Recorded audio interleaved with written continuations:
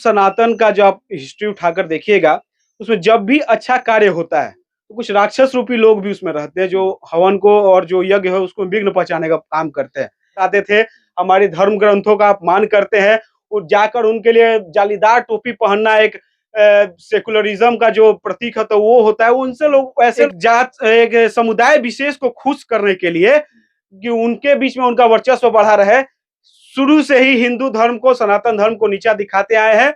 इनके पिताजी जिस पार्टी की राजनीति करते हैं, वो पार्टी एक समय देश की राजनीति में महत्वपूर्ण जगह रखती थी। तथाकथित लालू जी के इशारों पर उसमें पीएम बना करते थे। मुगल शासकों ने जहाँ-जहाँ हमारे मंदिर तोड़कर वहाँ पर मस्जिद बैठाए हैं, वो हर एक जगह पर पुनः मंदिर बनेगा और ये लोग ढोंगी कहें चाहे जो कहें, हमारे इस देश की जनता ने तेज प्रताप यादव करें कि भगवान राम वहाँ नहीं जाएँगे, मेरे सपने में आए थे। तेज प्रताप की बातों को हम लोग जवाब देते रहे।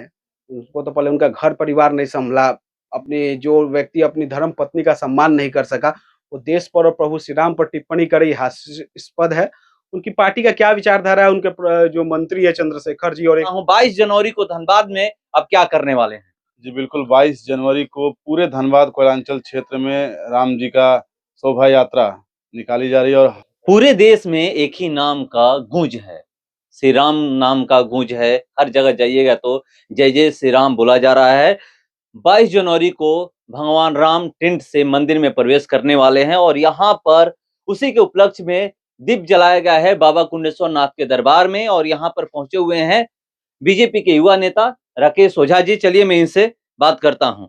यहाँ पर आप लोग आज दीप जलाए हैं, क्या ये कार्यक्रम है और कहाँ-कहाँ किया गया है? देखिए, जितने भी हिंदुस्तान में ही नहीं पूरे विश्व में जितने भी हिंदू धर्म को मानने वाले लोग हैं, उन सभी के लिए 22 जनवरी एक पर्व से कहीं ज़्यादा बढ़कर है। ये दूसरी दिवाली के रूप में लोग देख रहे हैं। प्रभु श्री राम जब अयोध्या लौटे थे, उस समय लोगों ने दिवाली मनाई थी। आज तो कई वर्षों के संघर्ष के बाद उनको उनके ही देश में, उनके ही स्थान पर पुनः विराजमान करवाने के लिए लंबा संघर्ष करना पड़ा, लंबी लड़ाई लड़नी पड़ी। उसके बाद वो पुनः अपने घर में प्रवेश कर रहे हैं। हर एक हिंदुस्तानी के लिए, हर एक सनातनी के लिए गर्व का दिन है। और जैसा कि हमारे पार्टी के नेता माननीय नरेंद्र मोदी जी ने कहा है, उस दिन को हमें दिवाली के तौर पे मनाना है। तो देश की जनता ने उनकी बातों को अपने हृदय में बसाकर और एक कदम आगे बढ़कर ही लगभग 1 सप्ताह से सभी लोग अलग-अलग जगहों पर दीपक जलाकर और हर एक दिन दिवाली मना रहे हैं। और प्रभु श्री राम चूँकि अयोध्या में विराजमान कर रहे हैं, लेकिन पूरे देश में हर एक लोग अपने स्तर पर जो खुशी मना सकते हैं, दीपक जलाकर, पटाखे फोड़कर, हरि कीर्तन करवाकर, पूजा पाठ करवाकर, हवन आदि करवाकर अपनी खुशी को जाहिर कर रहे हैं और एक-दूसरे में प्रेम और भाईचारे का संदेश का एक आदान-प्रदान कर रहे हैं। आप ये कह रहे हैं मगर विपक्ष तो ये कह रहा है कि मोदी इतिहास बदलना चाह रहे हैं। दीपावली कब मनाया जाता है? 22 जनवरी को कह रहे हैं दीपावली मनाने। देखिए, ये जैसा कि मैंने बताया कि मैंने आपको बताया कि हमारा देश सनातनियों का देश है। और जब जब सनातन का जो आप हिस्ट्री उठाकर देखिएगा, उसमें जब भी अच्छा कार्य होता है, तो कुछ राक्षस रूपी लोग भी उसमें रहते हैं, जो हवन को और जो यज्ञ है उसको विघ्न पहुँचाने का काम करते हैं। तो जब-जब शुभ कार्य होता है, कुछ ऐसे लोग होते हैं, जो उसमें विघ्न डालने का काम करते हैं या उसमें किसी प्रकार का बाधा डालने का काम करते हैं। लेकिन आदिकाल से यज्ञ ना कभी रुका है, ना आगे कभी रुकेगा।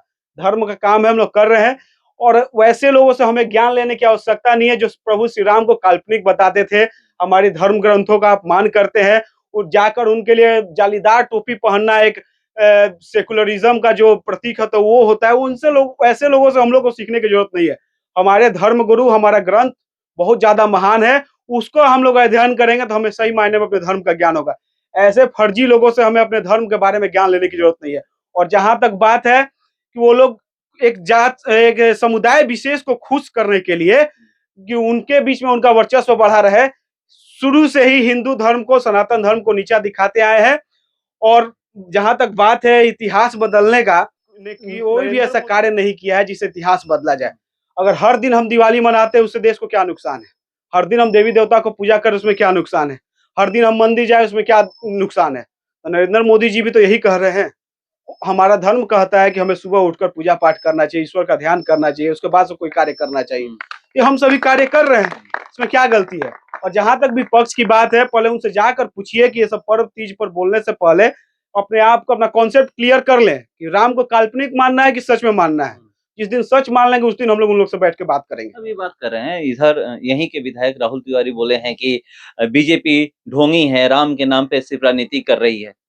अरे तो बीजेपी तो इधर 10 साल से सत्ता में आई है, उससे पहले 5 साल थी। ये लोग थे काहे नहीं, यही लोग राम मंदिर बनवा दिए थे, हम लोग रोके थे क्या? इनके पिताजी जिस पार्टी की राजनीति करते हैं, वो पार्टी एक समय देश की राजनीति में महत्वपूर्ण जगह रखती थी। तथाकथित लालू जी के इशारों पर उसमें पीएम बना करते थे। तो काहे नहीं ये लोग राम मंदिर बनवा, भाजपा रोकी थी। जब अपने मौका मिला उस समय काहे नहीं काम किए? जब हमारा मौका मिला हम लोग कर रहे हैं, मौका तो उनको भी देश की जनता दी थी। 60 साल तक कांग्रेस के साथ ये लोग मलाई खाए हैं, उस समय इनको कौन रोका था मंदिर बनाने से? हमको मौका मिला है और हम अब तो मतलब सीना ठोक कर कह रहे हैं कि जब-जब ये देश की जनता हमें सत्ता पे बिठाएगी हम लोग धर्म का काम करते रहेंगे। अभी तो अयोध्या शुरुआत है, और भी देखिए जिन जगहों पर मंदिर बचे हुए हैं, मुगल शासकों ने जहाँ-जहाँ हमारे मंदिर तोड़कर वहाँ पर मस्जिद बैठाए हैं, वो हर एक जगह पर पुनः मंदिर बनेगा। और ये लोग ढोंगी कहें चाहे जो कहें, हमारे इस देश की जनता ने आशीर्वाद के साथ जिम्मेदारी भी दी है। देश को तो चलाना ही है, साथ ही धर्म की भी रक्षा करना भाजपा का ही काम है। हम लोग वो काम कर रहे हैं। एक लाइन आप लोग बीजेपी एक लाइन बोल रही है हनुमान चालीसा का, एक ही लाइन, दूसरा लाइन नहीं बोल रही है कि भूत पिशाच से निकट नहीं आवे, महावीर जब नाम सुनावे। क्या ये लोग भूत पिशाच हैं? जो लोग वहां नहीं जा रहे हैं उनके लिए बोल रही है। नहीं, वहाँ जाने के लिए ऐसा तो हमारे पार्टी के नेताओं ने ही आग्रह किया है कि 22 तारीख के बाद भी आम जनता जाकर वहाँ दर्शन करे, 22 को ज़्यादा भीड़ नहीं करनी। इन लोगों को निमंत्रण भेजा गया था, लोग खुद अस्वीकार कर दिए। ये वहाँ जाना नहीं चाहते क्योंकि जिन जालीदार टोपियों का ये लोग वोट लेते हैं वो लोग नाराज हो जाएंगे। अरे आपको धर्म के प्रति आस्था है, और ये जो लोग आपके सामने माइक पर बोल रहे हैं कि पूजा पाठ से नाराजगी, वो लोग सबसे ज्यादा घर में बैठ के भगवान से मनाते हैं कि इस बार चुनाव निकल जाए, ये कर जाए, हम लोग सत्ता में बने रहें।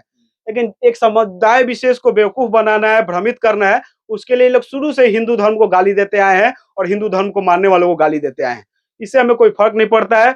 हम लोग अपना धर्म का काम करेंगे, यज्ञ करेंगे, और जो राक्षस रूपी है उसमें विघ्न और बाधा डालने का प्रयास करेंगे, उससे हम लोग कोई फर्क नहीं पड़ने वाला है। हमारा काम निरंतर चलता रहेगा। तेज प्रताप यादव करें कि भगवान राम वहां नहीं जाएंगे, मेरे सपने में आए थे।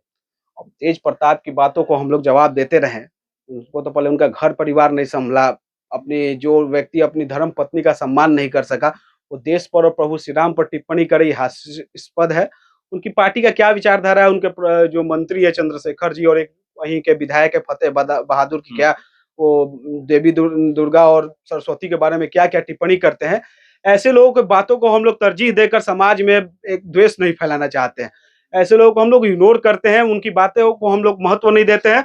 और जितने भी देश की जनता है सभी पूजा पाठ करते हैं जो हिंदू धर्म को मानने वाले हैं, और सबके मन में देवी देवताओं के प्रति सम्मान है। इन चंद जो राजनीतिक जो ठेकेदार हैं उनके कहने से कोई देवी देवता का हम लोग पूजा पाठ करना छोड़ नहीं देंगे, मंदिर जाना छोड़ नहीं देंगे। और इंतजार कीजिए, ये जो अभी बीच में देखे होंगे कि राहुल गांधी भी जनेऊधारी हो गए थे, ऊपर से हम लोग तो कपड़ा के अंदर जनेऊ पहनते हैं, वो दिखाने के लिए कि हम बड़ा के जनेऊधारी है, कपड़ा के ऊपर जनेऊ पहनने लगे थे। अभी समय का इंतजार कीजिए, अभी मोदी जी का कार्यकाल अभी बढ़ने वाला है, अभी और भी निरंतर समय तक वो देश के प्रधानमंत्री बने रहेंगे। पुनः उसके बाद भाजपा ही सत्ता में रहेगी। देखिएगा ये जो लोग आज धर्म का दुष्प्रचार कर रहे हैं, वो सबसे पहले मंदिर के गेट पर खड़े रहेंगे कि जो इस भाजपा ने पूजा पाठ करके आज इतना आगे बढ़ गया, लोग काम तो करना नहीं, लोगों को अभी लास्ट में भगवान पे ही भरोसे आना पड़ेगा कि भगवान की कृपा से ही हम पुनः सत्ता में आएंगे। देश की जनता इन्हें नकार चुकी है, और यही सब बयान है, यही सब जो लोग भगवान के प्रति जो टिप्पणी है जिसके चलते लोग सत्ता से दूर रहे हैं, और ये काम करते रहे, इसका फल इन्हें आने वाले समय में मिलेगा। एक आखिरी सवाल, यहाँ पर विपक्ष कर रहा है कि मंदिर से रोजगार मिलेगा, वहां जाने से तो दान ही देना पड़ेगा। खुद तेजस्वी यादव बोले हैं कि पैर कटेगा तो क्या लोग मंदिर जाएंगे या फिर हॉस्पिटल जाएंगे? वहां उनसे पूछना चाहिए कि कोई जबरदस्ती दान लेता है क्या? कौन ऐसा मंदिर है जहां पर जबरदस्ती दान लिया जाता है? एक हमारा ही धर्म है, हमारा ही हिंदू धर्म है, ऐसा इसमें व्यवस्था बना हुआ है कि पंडित का दक्षिणा आज तक फिक्स नहीं है। आप इच्छा हो तो ₹1 भी दे सकते हैं, और आपके पास भगवान का दिया हुआ है तो आप ₹1000 भी दे सकते हैं। नहीं भी देंगे तो ऐसा कोई मंदिर में आपको प्रवेश से नहीं रोका जा सकता है। ये सब बातें बचकानी है। बोल तो रहे एक जात, एक धर्म विशेष को, जिसकी ये लोग राजनीति कर, जिसके ठेकेदारी लोग लेकर रखे, उसको खुश करने के लिए ऐसे ना जाने कितने ही अनर्गल बयानबाजी करेंगे। और जहां तक बात है तेजस्वी यादव जी की, तो उनसे पूछिएगा कि बिहार में ये लोग जब 15 साल सत्ता में थे तो कितना high super speciality hospital Bihar में ये लोग बनवा दिए थे। उस समय ये बुद्धि खुल गया रहता, इनके माँ पिताजी बिहार में हॉस्पिटल का लड़ी बिछा दिए रहते, तब ये बात लगा रहता। और आने वाले समय में उस मंदिर से क्या क्या बेनिफिट होने वाला है उसको हम लोग कागज के साथ समाज में रखेंगे। अभी उनको व्याकुल होने की जरूरत नहीं है। तो देखिए व्याकुल होने की जरूरत नहीं है, यहाँ तमाम लोग पहुंचे हुए हैं, आप देख सकते हैं, मैं आपको दिखा रहा हूँ तस्वीरों के माध्यम से। और ये जो लोग यहाँ पर बीजेपी के तमाम कार्यकर्ता हैं और सनातनी हैं। सबसे बड़ा चीज है कि ये लोग सनातनी हैं और ये कहते हैं कि जब से मोदी जी आए हैं तब से सनातन धर्म का उत्थान ही हुआ है। और एक यहाँ पर आइएगा, ये आए हैं धनबाद से और ये क्या वहां की तैयारी किए हैं, मैं इनसे जानने का प्रयास करता हूँ। 22 जनवरी को धनबाद में अब क्या करने वाले हैं? जी बिल्कुल, 22 जनवरी को पूरे धनबाद कोयलांचल क्षेत्र में राम जी का शोभा यात्रा निकाली जा रही है और हर गरीब मोहल्ले में जहां लोग गरीब हैं उनके घरों में जाकर के पटाखा और दिया देने का काम किया जा रहा है। साथ ही साथ मिठाइयाँ बाँटी जा रही है क्योंकि प्रभु श्री राम जब 14 साल बाद वनवास काट कर के आए थे तो वो माहौल था दिवाली जैसा। आज तो 500 साल के बाद अपने ही घर से बेघर होने के बाद घर में आ रहे हैं। तो हम लोग चाहते हैं कि जो ऐसे लोग हैं जो खुशी नहीं मना सकते हैं वो भी इस समय खुशी को महसूस करें और खुशी को मनाएं। गरीबों के बीच हम लोग दिवाली मनाने जा रहे हैं। तो देखिए गरीबों के बीच दिवाली बनाने जा रहे हैं, यहाँ की क्या तैयारी है शाहपुर विधानसभा की 22 तारीख को लेकर के? देखिए जैसा कि एक हम लोग का योजना चल रहा था कि हर एक गांव में जहां भी मंदिर है, छोटा मंदिर हो बड़ा मंदिर हो, वहां पर किसी न किसी तरह का अनुष्ठान हम लोग रखे हैं। चाहे वो चमरपुर हो, बरिसवन हो, सिमरिया हो, कुणेश्वर हो, जितने भी उधर इंग्लिशपुर हो, बिहिया हो, शाहपुर हो, सरना हो, जितने भी गांव है जहां पर भी छोटे बड़े मंदिर कुछ भी है, वहां पर हवन वगैरह का व्यवस्था है। उस दिन हरि कीर्तन का व्यवस्था है। और बिहिया से लेकर जो कुणेश्वर वाला जो क्षेत्र है, अलग-अलग स्तर पर छोटे पैमाने पर ही श्री राम की शोभा यात्रा भी निकालने की पूरी व्यवस्था की गई। तो देखिए क्या-क्या व्यवस्था है 22 जनवरी का हम लोग इंतजार करते हैं क्योंकि पूरा देश ही नहीं, पूरा विश्व इंतजार कर रहे हैं, हम भी इंतजार करते हैं। जो भी अपडेट होगा मैं आप लोगों के सामने लेकर हाजिर रहूँगा। फिलहाल इस क्रम में इतना ही, बने रहिए हमारे साथ। नमस्कार।